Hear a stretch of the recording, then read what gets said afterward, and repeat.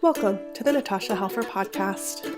To help keep this podcast going, please consider donating at natashahelfer.com and share this episode. You can find Natasha on Facebook at Natasha Helfer, LCMFT, CSTS, and at Natasha Helfer MFT on Instagram and TikTok.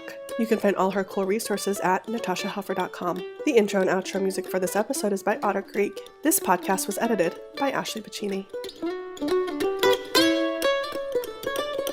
Hello, everybody. I'm Natasha Helfer. I'm a relational and sex therapist. This is my podcast where we try to attack shame and get healthier through education, stories, and relationships, and in particular, sexual shame. So today I am just thrilled to have with me Lacey Marie. We are going to have what I hope to be a really interesting conversation around breast implants, breast augmentation.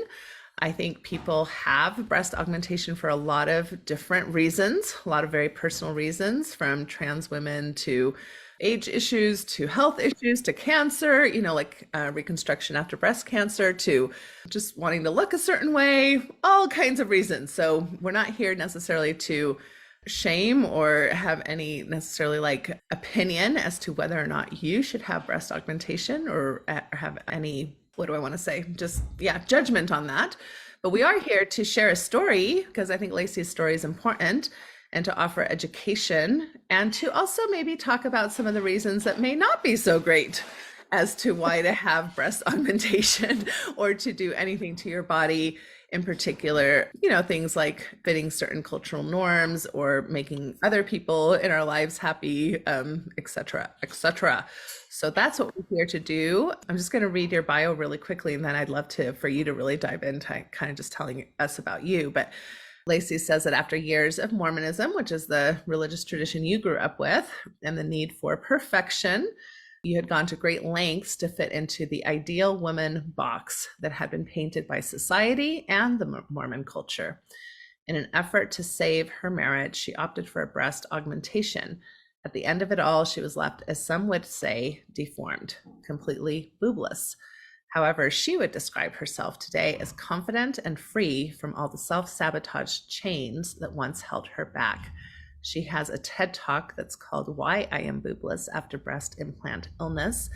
And this is going to be a great convo. So welcome to the show, Lacey. I'm so glad to have you. Oh, thank you. Thank you. I'm super excited too. Yes.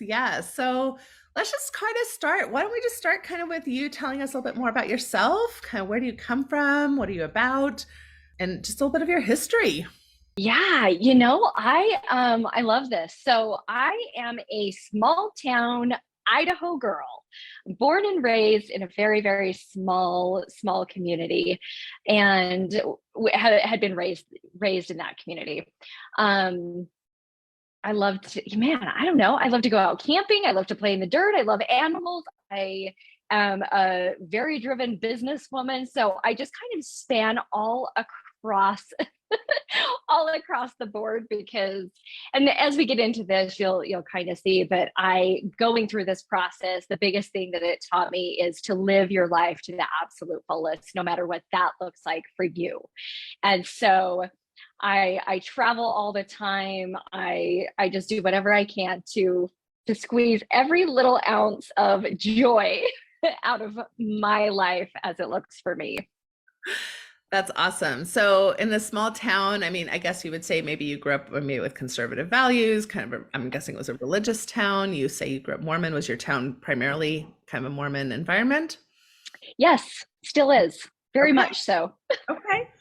So very much so. Yeah. So, in this show, there's a lot of people who do come from an LDS background, but not everybody knows too much about that. And I think, in my work, I work with all kinds of people who come from all different types of conservative religious traditions, et cetera. So I think most people would probably resonate with maybe what I'm going to ask next. But what would you say were some of those maybe expectations you felt growing up as a vulva owner, as a vagina owner? You're right, you're born as a woman, right? What does that mean? What kinds of things what kinds of messages do you start getting? What does it mean to be feminine? What are the expectations of what you're supposed to want, what you're supposed to, go for in life? Yeah. Yes. So it was very much the experience for me, and what I was taught is to, and my whole life goal, honestly, like I worked so hard to achieve my life goal, which was to get married right out of high school. So I was married at the age of 18. I spent my teenage years making sure that I was pure and as little and small as possible, whether that be energetically or in my personality or even my size. It was just, I was really, really taught to stay very, very small. And I went to extreme lengths, to learn how to, not that there's anything wrong with this, but like to cook and to clean and to be the homemaker and how to be the best mother and what to do with young kids, because my entire life goal was to get through high school and get married. And so sometimes I like to be an overachiever. So that's exactly what I did. I went through high school trying to check all of these boxes, not speaking up too loud, not necessarily listening to my own inner voice, trusting myself, relying on the guidance of other people, mostly people who were older than me, who are my elders, and going against what I knew in my heart to be my direction. And so I was practicing it on a daily basis, practicing going to ballet class, coming home, getting the straight A's, spending time with the family, doing any of the religion activities that were required of me. And then I graduated high school, and so I would have graduated in May, and I got married in November at the age of 18. So I was checking those boxes. I was doing it. Yeah.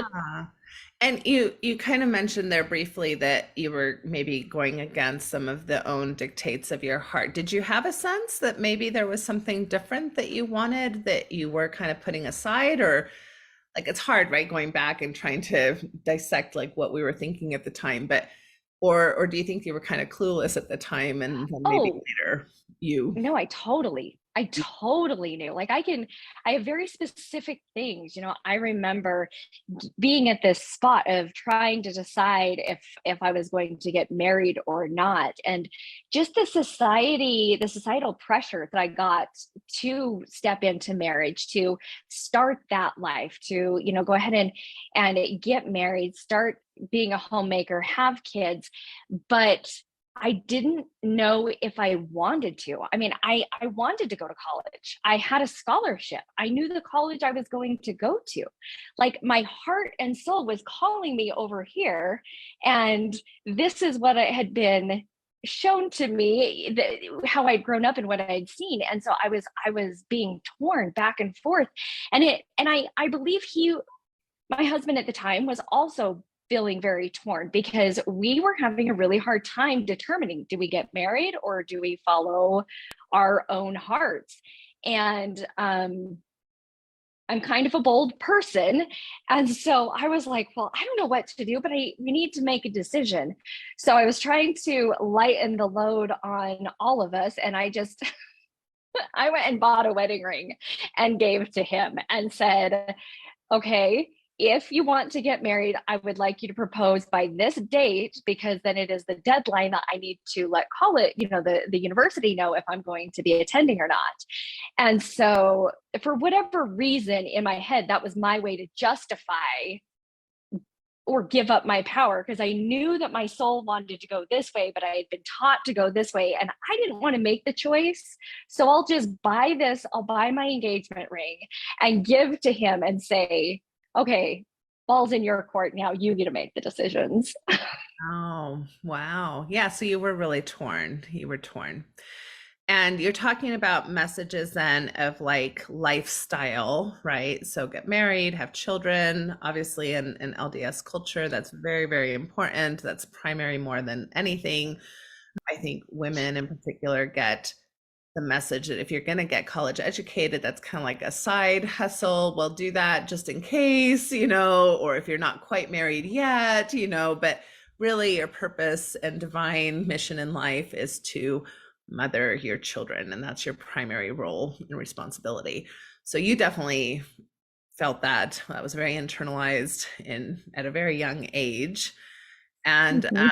What you also kind of mentioned, though, not just the small in kind of lifestyle, but body. So tell me a little bit about kind of what were the messages you were getting, maybe not, maybe also from your religion, but maybe also from outer culture and media on femininity, looks. What were you, how were you supposed to present? Yeah, so I am naturally a very small build. It's just I come by it naturally.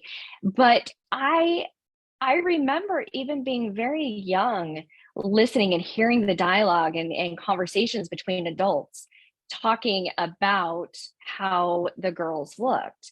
And to give a little bit more context, I am a dancer. I have been brought up in the dancing world. I started dancing at age 3, and there was always the coveted spot of front row center, right? Like to be front row center, that's the coveted spot. So you have to be a good dancer and you have to be little. Like that was the requirements when I was going through. And so I remember hearing these things all the time. And I remember thinking, and not only that, but even like in school photos and the lineup line, everything, it came to size. And I just remember watching and thinking and going, okay, well, I'm little, like I'm not growing, but now I need to match that with the way I act. I need to match that with how I act, because this is what is desired, is to be the best dancer, is to be the sweetest girl, is to be quiet, like to fit that small body that I did get, that I have. But it's interesting because even being a small build, I still felt the pressure of being smaller, like making sure my pants were the smaller size, and even girls talking amongst ourselves, like, okay, but what's your shoe size? How small is your feet? So just very random things, but they were big things. They were very very big things that helped to shape shape who how I acted and how I acted, how I dressed, and how I presented myself. Absolutely. Yeah, it's always shocking to me still to this day. I go into any female restroom, and if there's a gaggle of, young women, two to three or four of them, and they're, young and usually, not always, but usually they're, I would say probably size 0 to 4, and they're berating themselves on their size, how they look. Oh, look at my fat rolls, look at this, look at that. And I'm going, oh, I want to just kind of come in and say, please, please, Yeah, like please love love yourself. yourselves, love your bodies. Like, and not that, I mean, at any size, I want to say that, right? But it's just so interesting that even at these sizes that we covet societally, even when people are at those sizes, they're not necessarily feeling like adequate enough even then. And so it's just fascinating to me to witness that on a fairly regular basis. Okay, so you get married. Mhm. So let's maybe go on the journey of your body image and why you decide to, at some point, I'm not sure what age, you decide to have breast implants. So we got married, and just a few years later started having kids, doing the full-time school thing. I was working, putting him through school. Along comes baby number 1, and we're ecstatic. And especially in our culture, or around in the LDS religion, it was we were really expecting and wanting to have them have more kids very quickly. And baby number 1 came along then quickly after 2 and 3. And by the time the third one came, my body had changed in ways that I had not ever experienced or seen ever, because everything around the body was always so taboo. So I had no idea. Like I went into it not really knowing or understanding what a stretch mark was. I didn't know what would happen to my breasts as I got pregnant, and then as I started nursing, and then when baby stopped nursing, whenever that was, or if I didn't nurse, but I didn't know. Yeah, after baby number 3, my body looked a lot differently than I had ever known or experienced. And my marriage was struggling substantially. We were really, really having a hard time in our marriage. And my first thought process as I saw our marriage falling apart was, I need to fix this. And the best way to fix this is to fix my body, is to become back to that, not even just my body, but become that perfect, ideal, feminine woman / wife, so that my marriage is okay. Like, it was all based on that in my mind. If I look a certain way, then I will keep this man happy, is Exactly. the idea.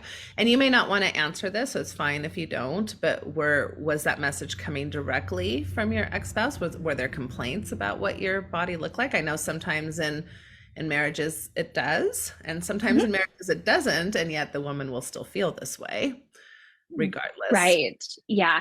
So I can honestly say that I do not remember him ever complaining about my body or saying that it needed to change or that it should be better directly. I those messages, the actual words never came out of his mouth. I interpreted some things that way, whether it was intentional or not. I 100% interpreted things that way. Right. Well, and I just say that because I think it's important to understand how internalized these messages about body image are, that you don't need an abusive partner necessarily, or a very direct partner, to tell you your body isn't enough, to not feel enough, right? That's a very easy place to go to. That if we're having problems, whether it's sexually, romantically, maritally, that, if I fix my body, then somehow that will help the situation. And this is a message that we get, I think, through the media incessantly. When you think about almost every commercial out there, every billboard, every product that's being sold is telling you your body isn't good enough as it is, right? And if you're listening to multiple hundreds of messages almost a day, that's a lot of indoctrination about our bodies. It is. It's a lot. And I'm just going to build on that, because not only is it about our bodies, but it rolls into everything.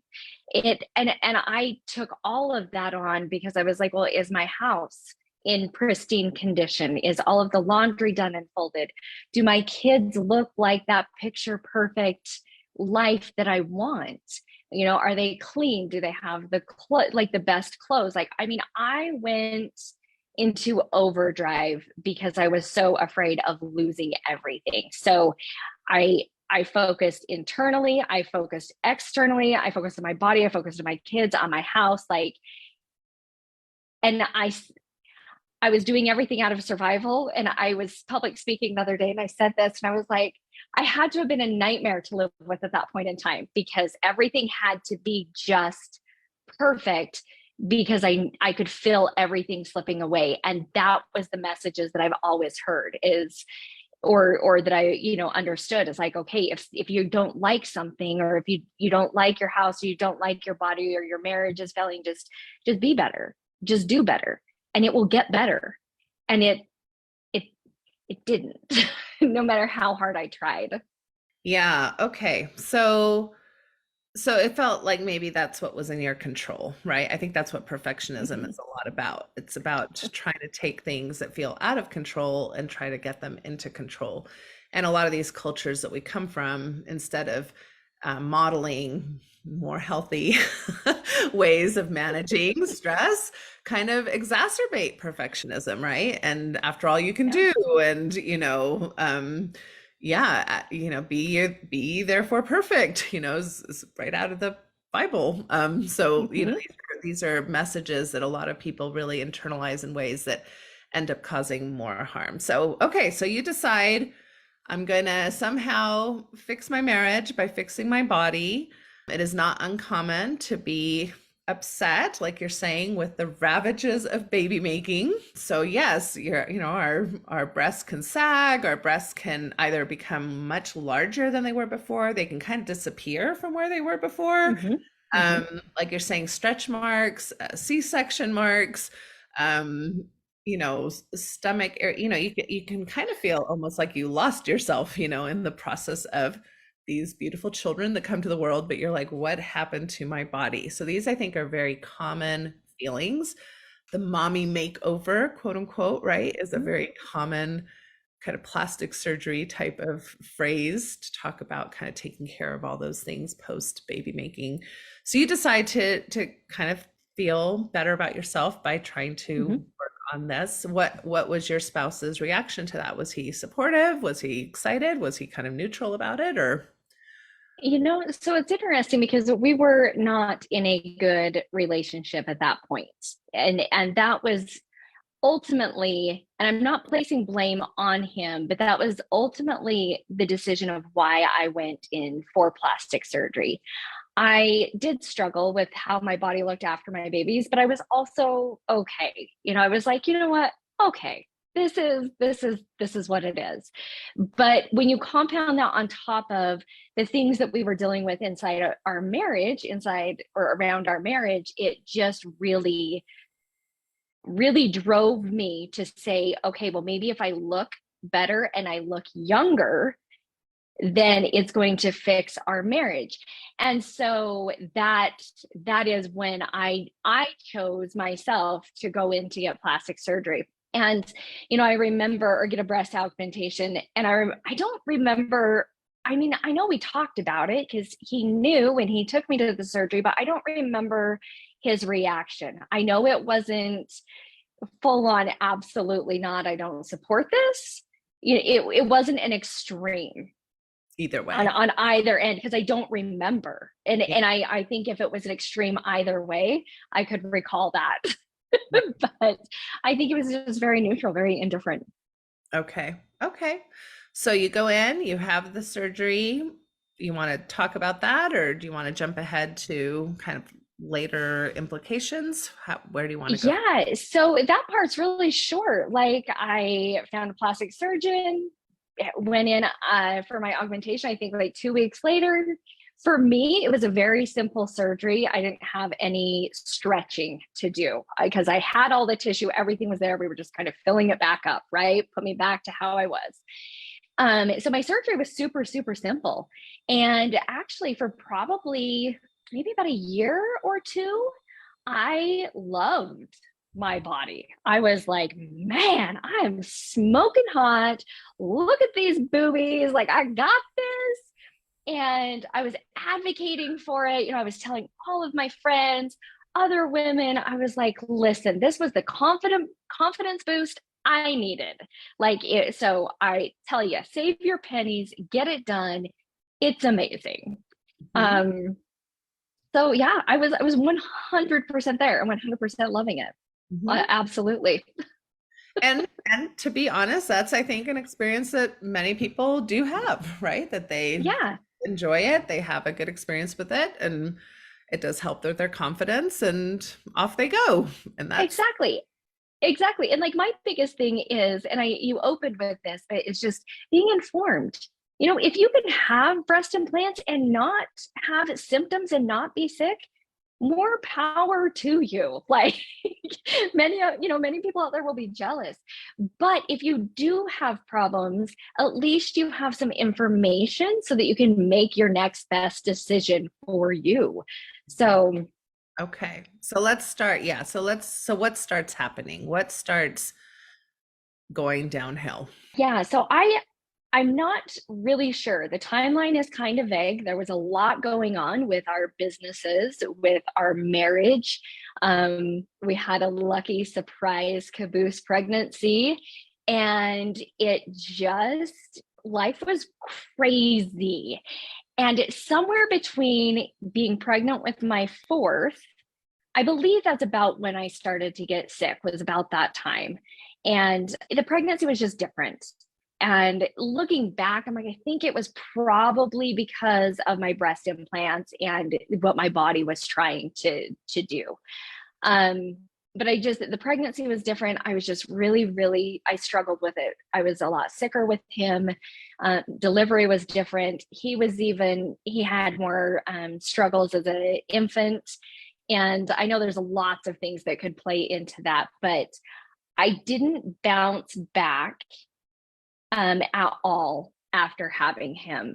I just really felt very sick after delivering him, and it just continued. My health just continued to deteriorate pretty much after I delivered him.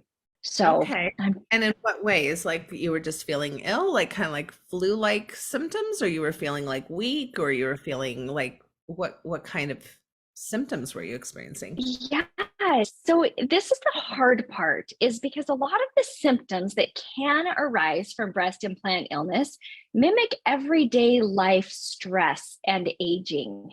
They can be almost identical, whether it be oh my gosh, like my hair started falling out, but it wasn't like massive clumps. It was just thinning, right?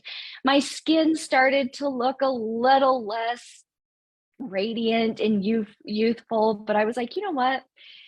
It's stress. It's stress and it's life. And so I just kept discarding it because it was things that were pretty common. But then I think about 2 years after I had my son, things really started to intensify. So they got to the point that I couldn't ignore them. They were taking over, and it was like extreme exhaustion and fatigue. I started having a lot of allergies, not being able to eat food and process it or absorb it or digest it very well. So then my digestive system became a complete nightmare. Just it was a nightmare. I started losing weight. Some people gain weight with trauma and with implants. I was dropping weight like crazy. I actually got down to about 80 pounds at one point without, I wasn't trying to do that. It's just, my body was so sick and fighting whatever it was trying to fight. But the point that I realized and I knew, like, okay, something is very, very wrong. The best way I can describe it is that it felt like somebody took an acid of some sort and poured just behind my skin, and it was like seeping into my muscles. Like my skin felt okay, but it was like, for me, it was like this burning sensation that went in through my muscles and then into my bones. And once that started, I had a really hard time recovering. And when I say recovering, I mean getting out of bed, Wow. walking to my living room, cooking any type of a meal. So my quality of life dropped off very quickly. Okay. So do you start going to see a doctor? Do you start asking questions? Like who starts helping you figure out what's going on? How do you start getting a diagnosis? Yeah, it was rough. So it was actually my dad that was he started advocating for me. He's like, this is not okay. Like, you are very sick. Something is wrong. This is not my daughter. And he and my mom would start taking me to these different doctor's appointments, trying to figure out. And then, once we started that process, then my husband at the time, he would go to some of the doctor's appointments, but it's so hard because you don't know where to start. It's not like it's a foot injury. It's this illness, something is happening inside of you. And I didn't know it was my breast implants. So I just, mind like that never even, you never even considered that it could have been your breast implants. No, yeah, exactly. But the funny thing is my dad kept asking me. He's like, do you think your breast implants could be making you sick? And I was like, no, Dad, you don't know what you're talking about. Like, are you kidding me? Like, no, Dad. And when they offered you this surgery, nobody explained to you that this could have been a possible side effect. Correct. Yeah, that was never discussed.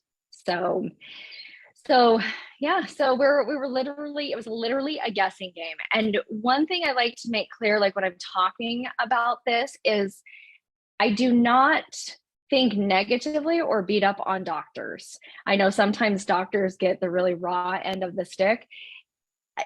I love the doctors that were treating me, all of the physicians and people that were working, because I know they were doing the best that they could. And they were honestly just like, we don't know what is wrong with this woman, but we see her deteriorating in front of our eyes. And so they were trying. They're like, well, try this, medication. And then things weren't working. And I was just declining so quickly that then we went to surgery. And so it went into surgery such as, okay, I mean, we were literally just drawing at straws, but I had a very large varicose vein on my uterus. And one of my big symptoms was my blood pressure was always low. My heart rate was always super high, and we couldn't get it regulated no matter what we did. And so they were like, you know what, this is a long shot, but are you done having kids? Should we do a partial hysterectomy and just see if this is causing problems? Maybe there's an illness in there plus your varicose vein. So I opted for it. I was desperate, and I was like, yep, I'm done having kids, and I want to enjoy life. I want to live life with my kids. So yeah, let's do this. Right. So that just kind of started a trigger of a lot of different surgeries. Wow. So was there just not that much known at the time about this possibility that the breast implants could be causing an illness that just wasn't very well known? Yeah, so it just wasn't very well known, and it wasn't out there, because I think it was like back in the 70s or 80s, there was a lawsuit against breast implants causing women, saying that women were getting really sick. So what happened, from my understanding, is that the manufacturers went back and redesigned the breast implants, and that they said, well, it was because the silicone was leaking into the body, and that's the cause of why women were getting so sick. And so this is what we knew then, when I was going through all of this illness. I think it was about 2012, 2013, maybe, is that they were approved medical devices. Like, they've been studied and they're fine. And we since have learned a lot more since, 2015. Okay. So how do you start getting answers? What do you start learning? Yeah. So I didn't get any answers.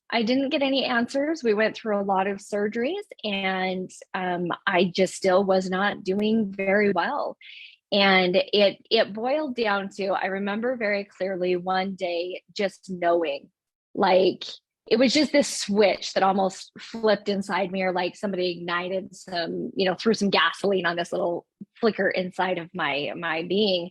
And I was just like, I have to do this. Like, I don't want my story to end this way. I don't want to die. They're telling me to write letters to my kids and to plan my funeral. They're everybody's at their wit's end. They have no idea what to do.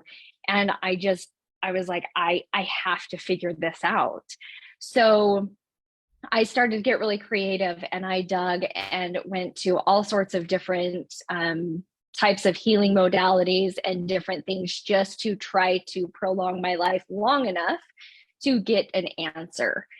And while I was doing some of these different treatments, I did improve, not substantially, but I did improve.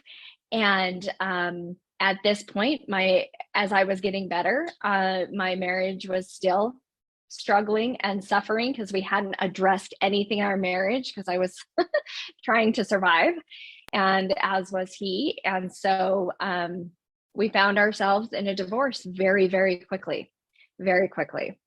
And so my focus of survival shifted to a different type of survival. So I was able to get my health to a place that I could somewhat maintain. Like, I couldn't go to work. I couldn't carry on like a traditional type job, because my health wouldn't allow for that. But I was able to do some type of normal things, have some sort of normalcy in life. So then my focus went to the divorce and getting that taken care of. And so it took me a long time.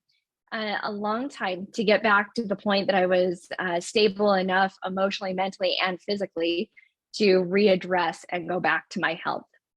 Wow. I mean, that's no small thing what you just said, to that they're telling you to prepare letters to write your Mhm. children. I mean, that's facing your mortality. How old are you at this point? I would have been probably about 30.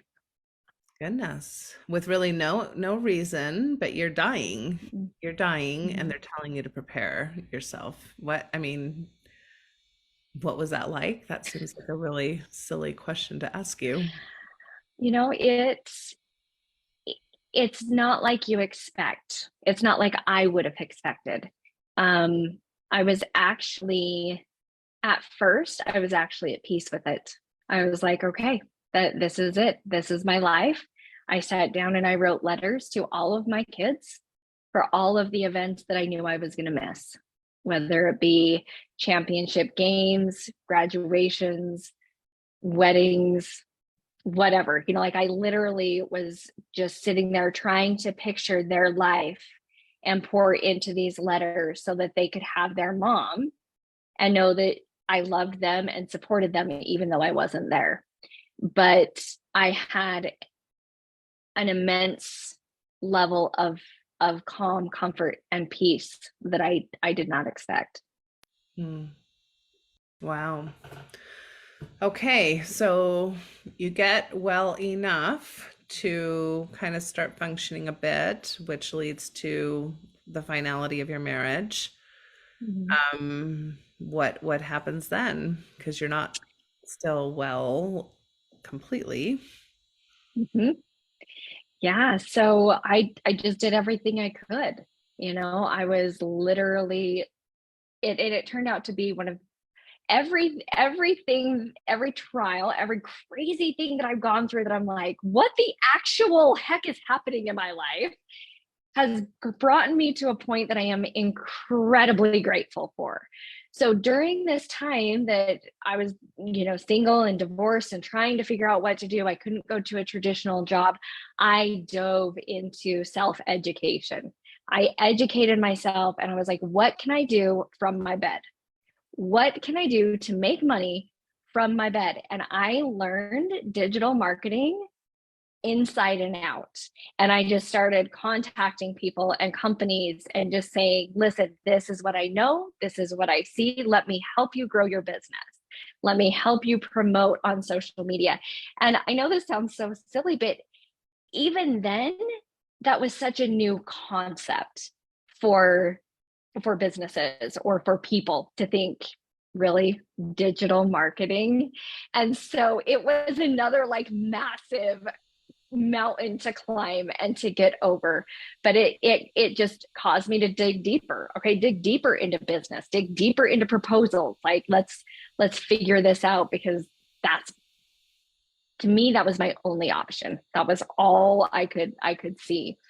And so in doing that, like I learned more how to research. I learned how to advocate. I learned how to have more of a backbone, because I didn't learn a lot of these tools growing up because of the culture and the area that I live. I didn't learn a lot of this stuff. So here I am, early 30s, trying to self teach these things while also managing my 4 kids and navigating a new lifestyle with exes and new spouses and just this new family type unit that I'd never ever seen before. And so all of the things that I was learning helped navigate every situation that I was being being presented with. Right. Okay. So is it through that research that you go back to kind of starting to learn more about breast implant illness, or like is that what finally kind of hits home? Yeah, exactly. So I connected with a lot of people online as I'm learning and building out things on social media, and became really, really good friends with a woman here locally. And she was like, Lacey, I'm telling you, it's your breast implants. And she started showing me her journey and her process. of how she had breast implants and she became very ill, and how she had to advocate for herself to have them removed. Because it used to be, it's not so much like this anymore. We're making a lot of progress, but it used to be really hard. You couldn't just go to a plastic surgeon or to a doctor or a surgeon and say, okay, I'm done with my implants, can you remove them? They would say no.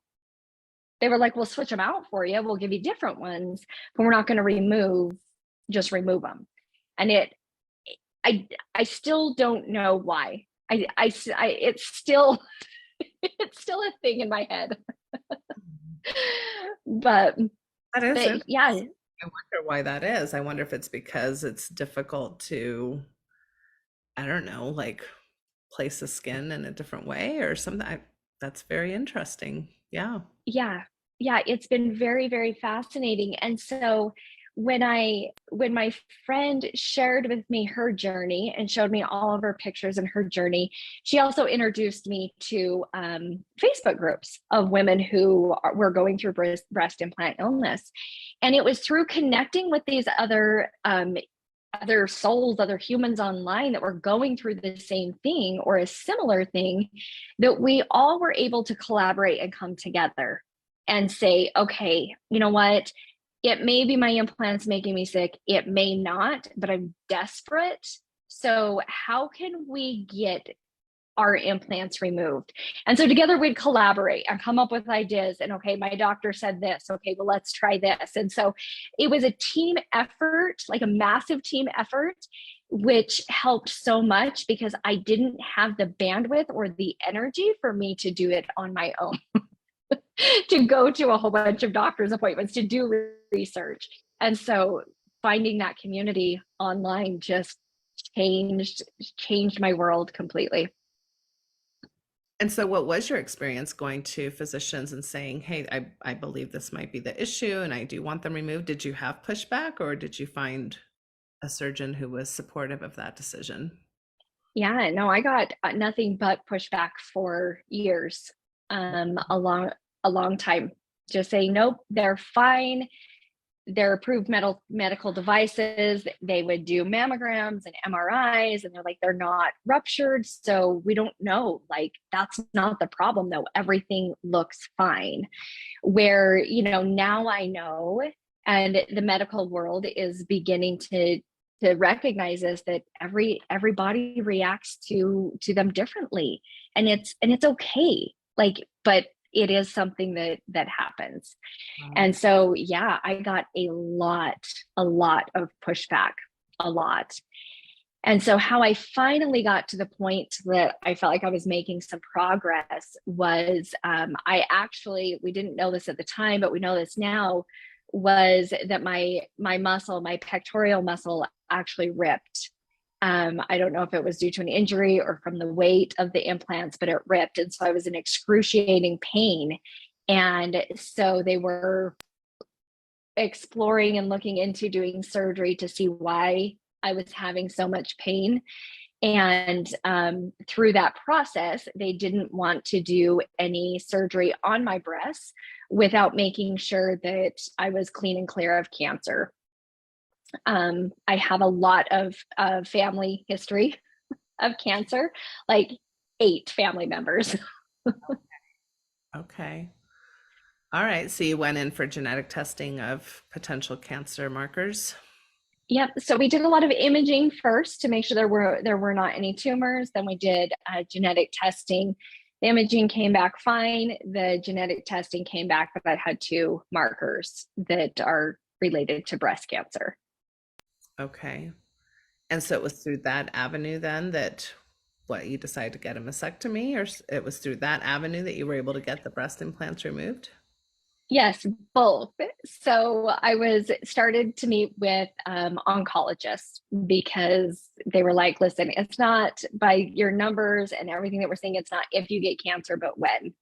So my treatment plan there, and what they recommended, was that I just remove my breast tissue and I keep my breast implants so that I could remove the risk of cancer, but I could still look like your typical societal woman. which was not your goal at this point. At this point, you No, I wanted almost fell those off of my suckers chair. out. I Okay. almost fell off of my chair. I was sitting there. I was like, hold, hold on. Like, wait a second. Like, I'm very confused. I'm like, I'm here to get my breast implants out. I would like to keep my breast tissue. Just take these implants out. And so it took me on this whole other journey of discovering and self-reflection and what I was actually going to do.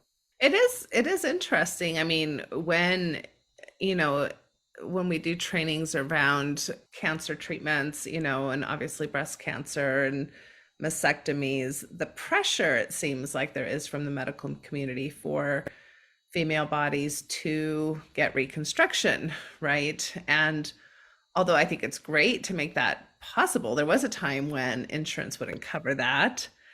And Yes. therefore, there wasn't even the option unless you had wealth to do reconstruction. So that's a whole nother issue. But now, but Yes. again, it's not, it just seems like, why is there pressure? Why is there medical pressure? Why isn't there just information? And then you make an informed decision as to whether or not you want your body to look a certain way. But it does seem to be like the main feedback I get and we get in the sex therapy field is that there is a lot of pressure to get the reconstructive surgery.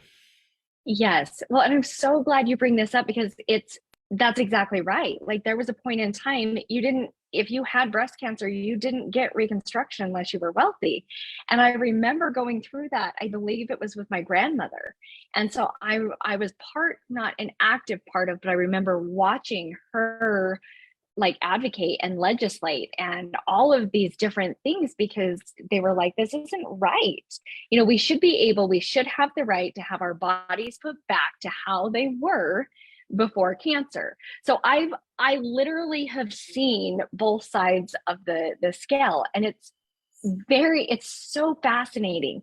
But I'm excited because I think we've gone from one extreme, which was no reconstruction, insurance won't cover it, just cut the cancer out, remove the whatever it is, the breast, the arm, like remove it and you're fine. So then we went to this other side of the pendulum, which was push, push, push, push. And I'm hoping, and I feel like we're getting to the point where it's slowing down and that we are going to get to a space that is, here are all of your options.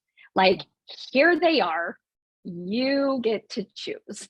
Right. Here's the risks, here's the benefits, here's what can happen. I know that there's some concern that if you don't reconstruct, I mean, it's kind of a not so friendly quip or something, but once you go flat, you can't go back. It's kind of like what I've heard. So this idea that, if you choose to not go through reconstructive surgery, then it's very difficult to kind of do it later. Which is maybe why there's that pressure, from the medical community. At the same time, it's still the choice, and I think when you're pushed by authority figures, which a lot of times medical community is another type of authority, it can be difficult to say, but this is kind of what I want, or how do I make an informed decision? No, understanding the risks and benefits on both sides of that aisle. Yeah, absolutely. And I witnessed that firsthand. I went through several surgeons because there was so much pushback. I was very clear. I want flat aesthetic closure. This is what I want. And they were not necessarily willing to do that. They were pushing me very, very hard in the direction of what they call a skin sparing mastectomy. So it's where you have a lot of extra skin so that if or when was the exact words, I chose to reconstruct, that they would have something to work with. And it took me a lot of standing up for myself and a lot of pushing back to the authority figures to say, I know what it is what I want. And they, for lack of better terms, I mean, they all were they thought I was delusional. That literally, they were just like, what? Who are we dealing with here? But it took a lot of work to go flat. Yeah. Okay. So you did say they finally agreed. to take out the implants. Mhm. Also had to remove the breast tissue, the mastectomy, because of the markers, so that you would not be at risk of breast cancer later in your life. So you're going flat. This is boobless time.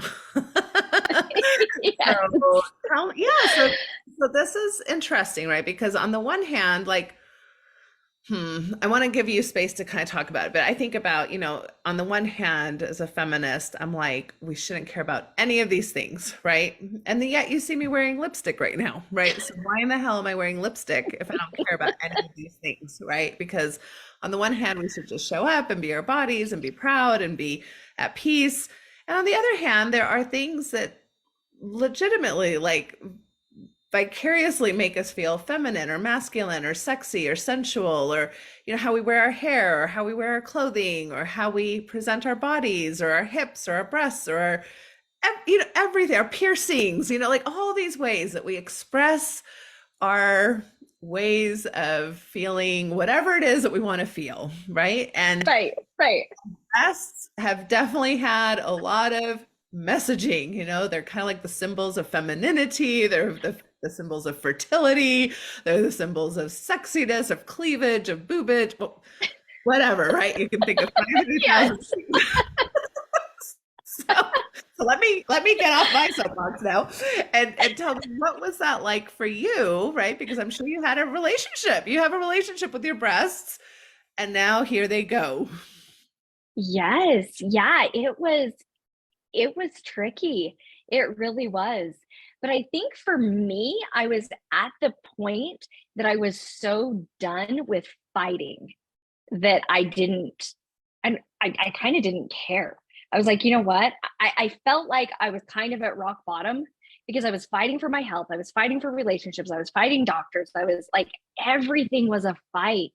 And I literally just said, it was almost like I threw my hands up in the air. And I said, I am done fighting.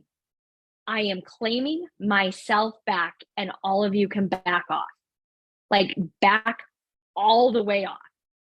And it it was a power move for me in a lot of ways, and ways that I'm still finding out.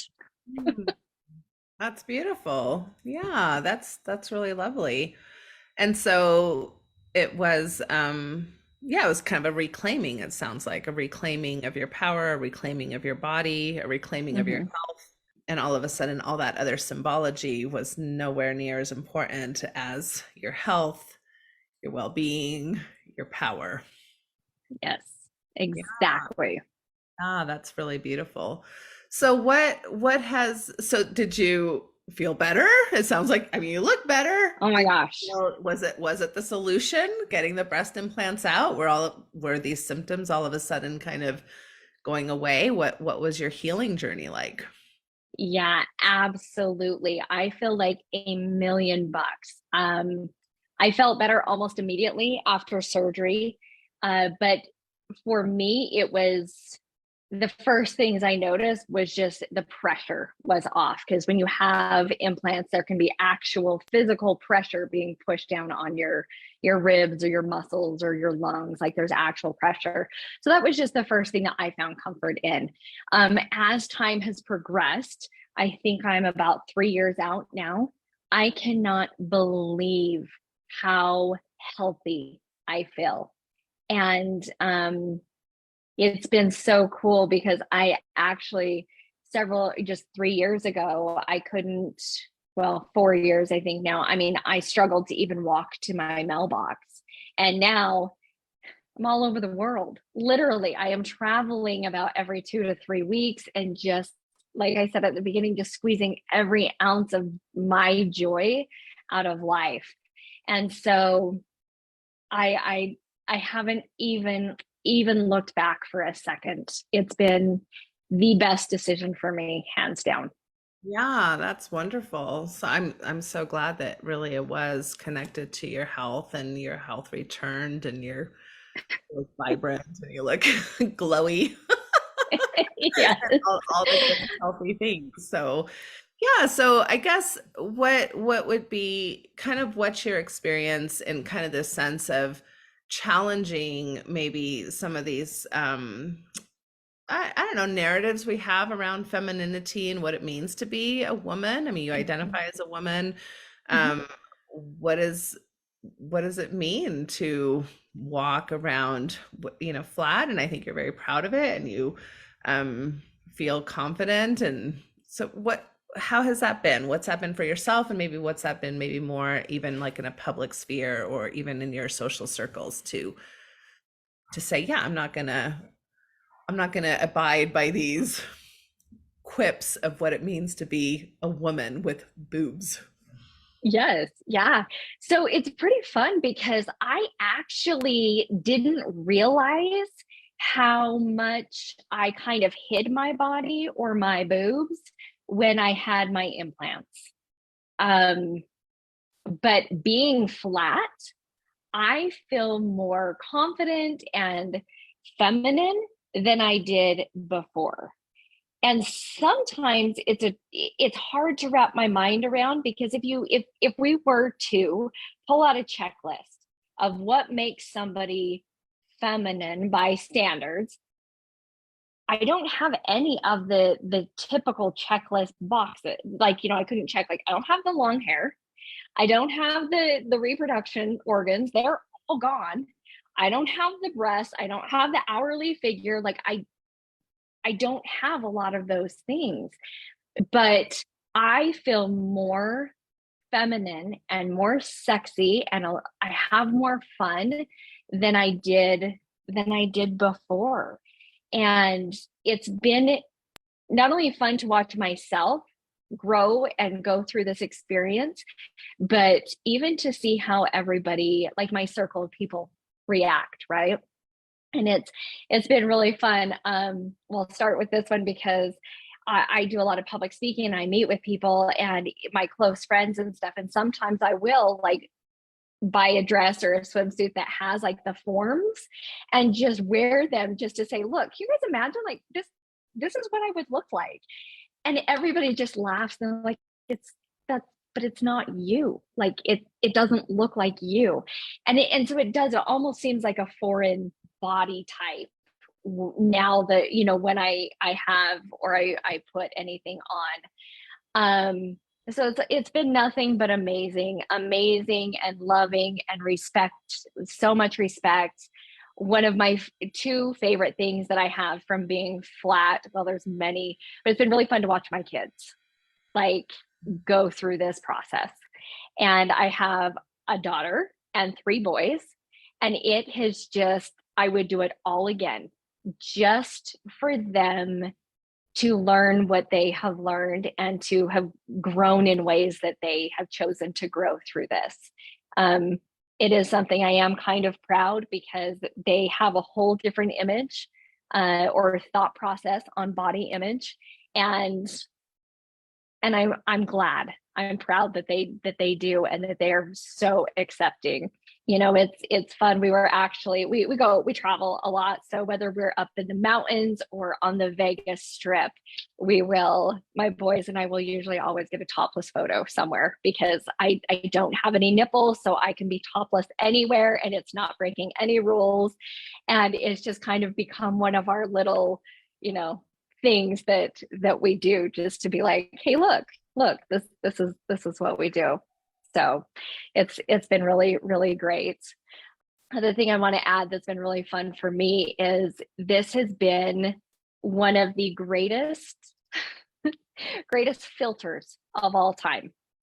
Whether, as I'm in the dating or the courting or whatever world it may be, Mhm. and even navigating friendships, it has provided a type of filter for relationships that has benefited me pretty positively. Meaning, if people are gonna care about this, you don't really want them in your life. If people are gonna say Exactly.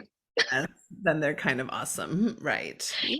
Yeah, then I'm just like, you know what? It's okay. Not everybody has to support me, and not everybody has to be attracted to a body that is boobless. Like, I'm totally okay with that. but it's a pretty good indicator that we're not on the same the same vibe. So it's okay. You go your way with light and love and live your life, and I'm over here rocking it, living my life with no boobs, and it's a great filter. Yeah, I love that because right off the bat, there's like a values connection, right? Like what do you value? What do I value? And it's very, very prominent. I also really love what you're really kind of referring to is that so much of this is a state of mind, right? Like confidence, sexiness, femininity, masculinity, non-binariness, what like Mm-hmm. all of these concepts really come down to how do I feel about myself, which is really challenging because, of course, we're social creatures, we're pack animals. We rely a lot on other people's ideas and suggestions. And so it's hard when we want to feel a certain way about ourselves and other people tell us, oh, no, that's not okay to feel that way. So it takes a lot of self-awareness and like self-development and to get to a point where we can say, no, I'm not going to, subscribe to some of these cultural, ideas or societal ideas. I'm going to kind of create some of those for myself. And, and I love that you're so focused on pleasure and joy. And, as a sex therapist, I'm not that I want to pry into your sexual life, but I'm assuming that You're good. you're enjoying, your sexuality, which again, for some people might be like, well, but isn't that an erogenous zone that she is missing out on? Or does that affect her, ability to feel good about herself as she's having sex? And again, like people of all ages, of all sizes, and all in mental health and physical health states can have beautiful, amazing sex lives if they're in the right state of mind. You may have somebody who fits all of the parameters that we would think are beautiful in this country, and they may not be having a really great sex life at all, which actually Mm-hmm. happens quite a bit in my office. I'm actually oftentimes very surprised at the types of body types that come into my office that are anorgasmic versus very orgasmic. So yeah, I don't know if you want to Yeah. say something about sexuality in this space. Yeah, no, I love everything that you just said because it's right on. And it is all a state of mind. I think that's why I'm enjoying myself so much more and enjoying relationships and intimacy is because I am so comfortable and okay with myself and who I am and my body and what it's been through and what it does for me that I love every second of it, of experiences. And so, yeah, it's fantastic. I do want to go back because this does get brought up from time to time, and what I find is it's a question that people want to ask, but they're too afraid to, because it is talking about, well, what about your breasts and being sexual and what do you do?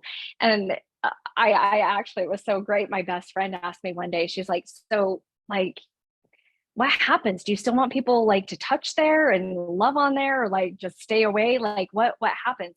And of course it's going to be different for every individual. But if you do know somebody that that is flat and you're in that situation, ask them, talk to them, because I 100% am like, yes, please still pretend, like even though I don't have the actual breast tissue and the nipples and the stuff, like it still is a very sensual place. And I'm like, don't, so I'll tell my partners, I'm like, don't forget about it. Like it's still here. Yeah. We still have nerve Yeah. endings. Yes. And it feels amazing. And I remember at one point just being like, feeling a little like uncomfortable, maybe not unsatisfied, but just uncomfortable. It made me unsatisfied, but I was like, I don't know what's happening here. And luckily, I had gone in for a massage, and this massage therapist was great. And I just said, you know what? I'm having a lot of tension right here. Will you just help work this out for my mastectomy? And so they were working on it, and that's what helped cue me in that I was like, no, I still want that attention. I still want that touch. I still want that.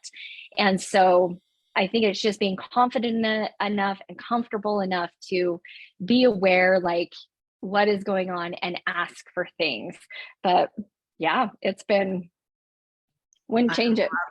Yes, I love it. That's so true, regardless of what kinds of health issues or um, any type of thing that you may have. I think sometimes, again, because we're so averse to illness or sickness or even death in this country, that we tend to avoid or not talk about certain things, whereas people really just need conversation and oftentimes need attention to that thing instead of avoidance of whatever thing seems scary. Exactly. I agree. Okay, well, this has been a wonderful, wonderful discussion. Is there anything I'm not asking you that you're like, oh, shoot, I really wish you'd ask me this, or any information you'd like to give that, like any last thoughts, anything like that? Yeah, I think we covered a lot of it. I would just say for anybody who is hearing this, who is listening, that is my biggest work is just to reach out, speak to people, let people know so that we know all of our options, because we never know what we're going to be faced with, whether it's breast implant illness, cancer, transitioning. We never know. And community and pulling together and just knowing and being able to have different resources so that you can advocate and make decisions that are the very best for you is by far my passion. That is what keeps me keeps me talking and keeps me going all the time. So please just make sure you share my TED Talk, my YouTube, anything, and just let's spread the word as much as possible, because let's let everybody squeeze every single ounce of joy out of their life, however they choose. Right. Absolutely. Well, I've posted a link to your TED Talk. You also have a website called boobless.life, correct? Mm-hmm. And people can find you on Instagram at booblesslife. Mm-hmm. And you're available for speaking engagements and you're available for advocacy and education, correct? So yeah, definitely go check Lacey Marie out, because this is a really important topic. And so, yeah, if you're having any issues, I totally agree. Community and advocacy is super, super important. And hopefully we'll see some shifts and changes in the medical community as well with topics such as these. So thank you so much absolutely for your time and for your story and for your vulnerability and your just everything. Super wonderful information. Thank you, Lacey. Thank you. Take care. Have a good one. Thank you for listening to this episode of the Natasha Helfer Podcast. To help keep this podcast going, please consider donating at natashahelfer.com and share this episode. You can find Natasha on Facebook at Natasha Helfer, LCMFT, CSTS, and at Natasha Helfer MFT on Instagram and TikTok. You can find all her cool resources at natashahelfer.com. The intro and outro music for this episode is by Otter Creek. This podcast was edited by Ashley Pacini. There is a place where time slows to nature's pace, and there is space there to find yourself in her embrace. Some places should be left alone. Now tishki say the now, so we can always go to the homeland of the heart.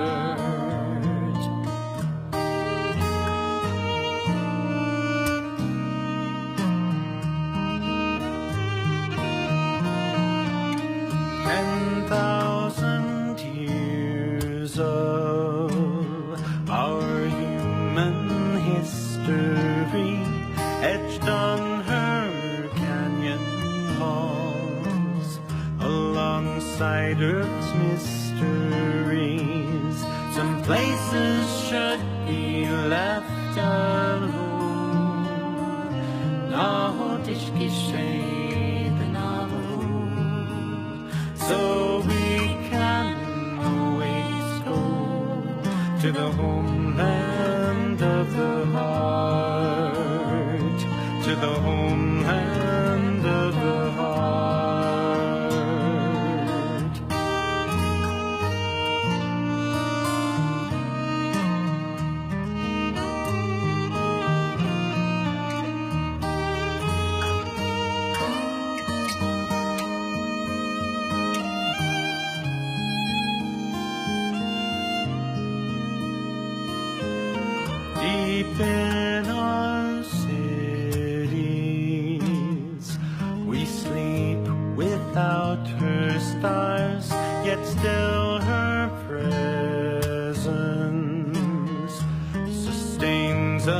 from afar. Some places should be left alone. No, deixe que chegue na rua. So